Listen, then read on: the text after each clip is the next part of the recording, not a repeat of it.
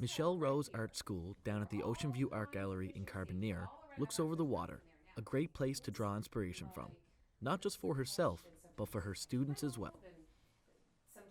In my business plan, I thought, well, how am I going to afford this? My gosh, this is it was treated as a hobby when I entertained the thoughts in school.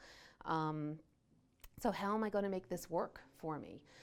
So with this business plan that I did, I thought, I'll teach classes. Why not? I'm not going to ever be anything other than what I am, so I will teach what I know. So the more that I learn, the more that I experience, I'll just pass on that information.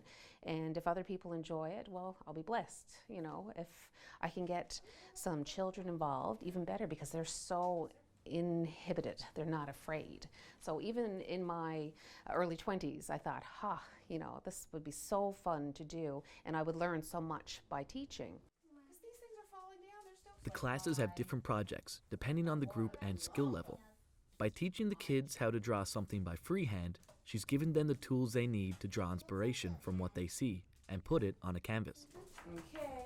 So I'm going to draw something that looks something like that on the other side. So I find that I want to educate them and explain different things to them. Like how would they know what root cellars are? How would they know what acrylic is? Or, we go to my parents' cabin and the instruments come out and they're banging on the ugly stick. Typical Newfoundland type of things I'm really drawn to. So I've chosen to not just educate my own kids, but to carry that through my art school as well. There was one about the same floats. After the picture is sketched and techniques are applied, the young class is ready to move on to a more creative part, coloring. You're welcome. I love manners. Whether they have some experience or no experience, I approach everybody the same. I welcome them into the studio, and if they have learned before, I want them to bring those, skills with them.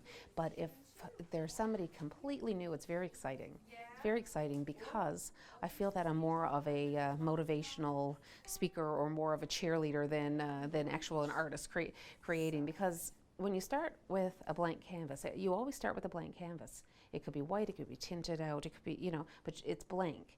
So I always say, your painting will never be complete until it's complete.